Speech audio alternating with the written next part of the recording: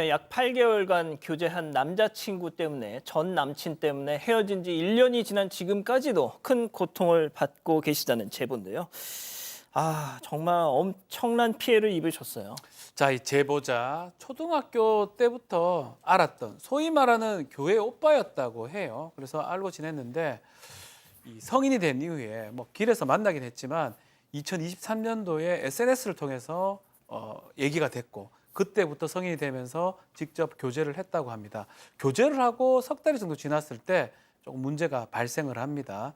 돈이 좀 필요하다 하는데 그 이유는 좀 특이해요.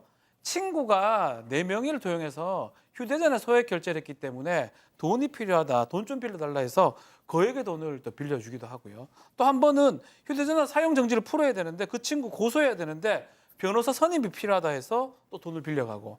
그러니까 나중에는 그런 일이 자꾸 생기면 부모님한테 얘기해서 해결해야 되는 거 아니냐, 너무 큰 돈 생기는 거 아니냐라고 얘기하니까 이 남자친구, 남성이 전 남자친구가 왜 이렇게 일을 크게 하려고 하냐라고 얘기하면서 영상이 있다라고 하면서 너의 동영상, 이 불법 영상을 갖고 있다면서 좀 말을 했다고 합니다. 자, 꿔간 돈 내놓으라고 했더니, 야, 너 왜 이렇게 일을 크게 만들어? 네 영상 갖고 있어. 이게 무슨 소리예요? 그러니까요. 너무 최악이죠. 이 제보자께서는 이 남자친구가 불법 촬영물을 갖고 있다는 사실을 몰랐어요. 그러니까 그걸 찍은 것도 몰랐습니다. 그런데 돈을 빌려주다가 돈 액수가 점점 커지니까 이 돈을 더 빌려주지 못할 것 같아라고 얘기하니까 그때부터 갑자기 동영상 얘기를 꺼내면서 마치 돈을 빌려주지 않으면 뭔가 큰일이 날 거다라는 협박식으로 얘기를 시작하는 거예요. 그 전에는 돈을 빌려줄 때는 굽신굽신 거리면서 너무 고맙다 막 이런 식으로 얘기를 했었는데 액수가 거의 사귀는 8개월 동안 점점 커져서 너무 고액이 된 거예요. 그래서 도저히 감당을 못하니까 우리 이거 이제 부모님께 털어놔야겠어 막 이렇게 얘기를 했더니 그때부터 이제 싹 바뀌면서 너 이렇게 하면 어떻게 되는지 한번 지켜보자 라면서 의미심장하게 말을 했다고 합니다. 야, 너 지금부터 무슨 일 일어나는지 잘 봐. 근데 진짜 그 일이 일어났습니다. 예, 지금부터 이제 악몽이 좀 시작이 됐는데요. 이 남성 몇 시간 뒤에 너가 시작했다 라면서 차량 조수석에 술과 번개탄을 놔둔 모습 사진으로 찍어서 보내면서 더 이상 사람이길 포기했다. 잘 살아라. 조용한 곳에서 정리할게. 안녕. 이런 메시지를 보냈습니다. 제보자가 이제 놀라서 도대체 무슨 짓 하는 거냐라고 하자 남성은 네가 이렇게 만든 거라면서 제보자 탓을 하고 전화도 받지 않았다고 합니다. 자, 그런데 그날 저녁 제보자는 낯선 계정의 성인 사이트 관리자로 보이는 인물로부터 불법 촬영물 수십 개를 전송받았다고 합니다. 해당 인물은 불법 촬영물을 제보받았다. 본인이 맞느냐라고 물었고요. 이에 제보자가 이게 뭐냐? 누가 이걸 보낸 거냐라고 묻자 그건 밝힐 수 없다면서 SNS 주변 인물들까지 확보를 해놨다. 하지만 코인 2,600개를 지불하면 이 영상을 인터넷에 올리지는 않겠다고 말을 했다는 겁니다. 그러면서 심사숙고해 고민해 보시고 문의하라면서 새벽까지 답이 없다라면 구매 의사 포기로 간주하고 판매하겠다는 말도 덧붙였다고 합니다. 자, 맨날 돈만 뜯어가던 남자친구를 정리하려고 했더니 갑자기 이자가 이른바 자살 협박을 하기 시작했는데 엉뚱하게도 또 엉뚱한 남자가 갑자기 연락해서 당신 불법 촬영물을 갖고 있으니 이게 유포되길 원치 않으면 나한테 뭘 코인을 보내라. 양쪽에서 지금 압박이 들어옵니다. 제보자는 경찰에 연락했는데 경찰이 말이죠. 이런 말을 하더라는 거죠. 체크포인트 짚어보죠. 이거 혹시 남자친구 아닐까요? 자, 무슨 얘기인지 제보자 얘기 직접 들어보시죠.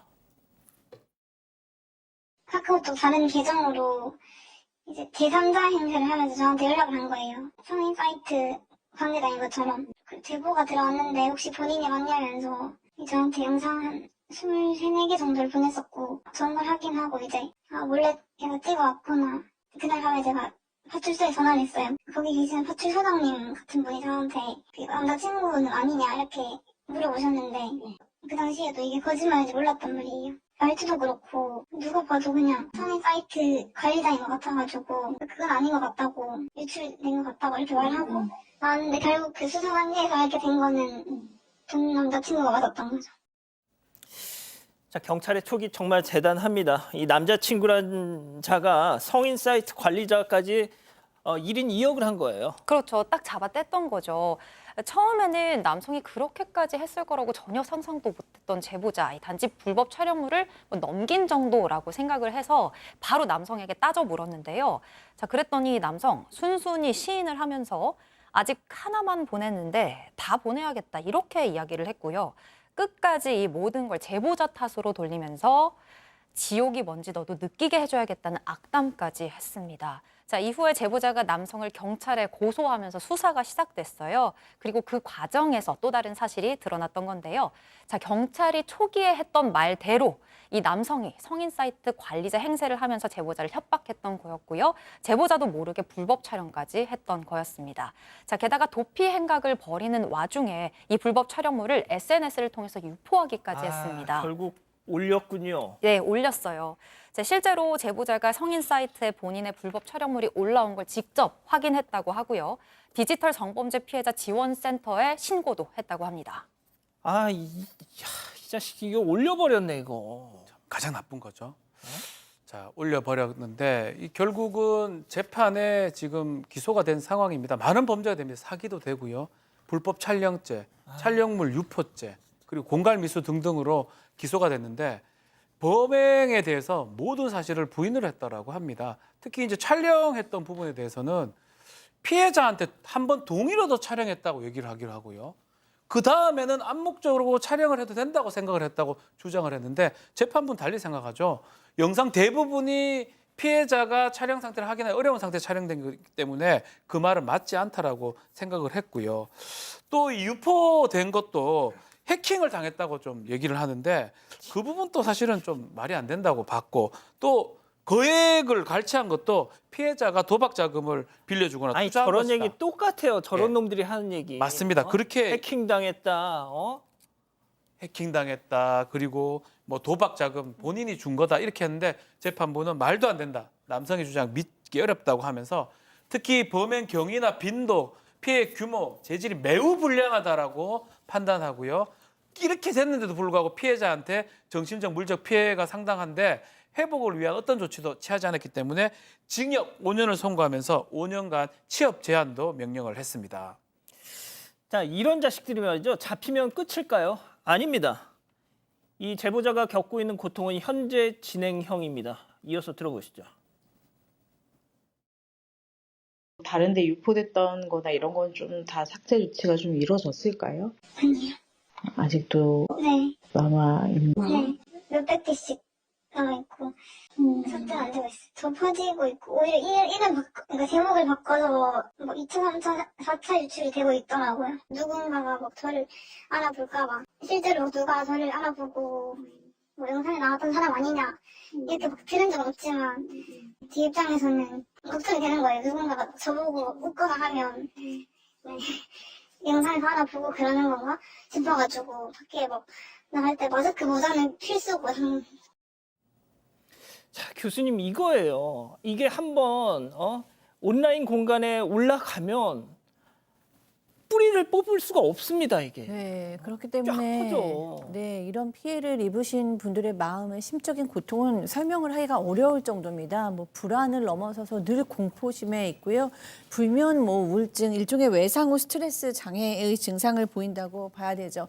대부분 대의 기피증도 있고 사실 자살 시도도 아주 많습니다. 그만큼 끝나지 않는 고통 속에서 고통을 받는 건데요. 이 관련 기관에 이 제보자께서도 삭제 요청을 했지만 지금도 뭐 수백 편이 돌아다니는 것 같고 도리어 더 확산되고 있는 것 같다라고 고통을 얘기하셨어요. 더 황당한 것은 그 가해자 가족들하고 합의를 하고자 했으나 합의는커녕 도리어 모욕죄 사문서 위조죄로 고소를 했다라는 거예요. 네, 항소심에 와서야 이제 뭐 합의를 하려고 하지만 엄벌을 원하고 합의는 하지 않는다고 하십니다. 그리고 이 남성, 이 제보자한테만 이런 게 아니고 그 전에 여자친구한테도 똑같은 이런 행동을 해서 이미 징역 3년의 아이고. 선고를 받은 상태였다고 하고 이 제보자께서 생각하시기에는 또 다른 피해자가 있을 것 같다. 꼭 찾아달라 하셨습니다.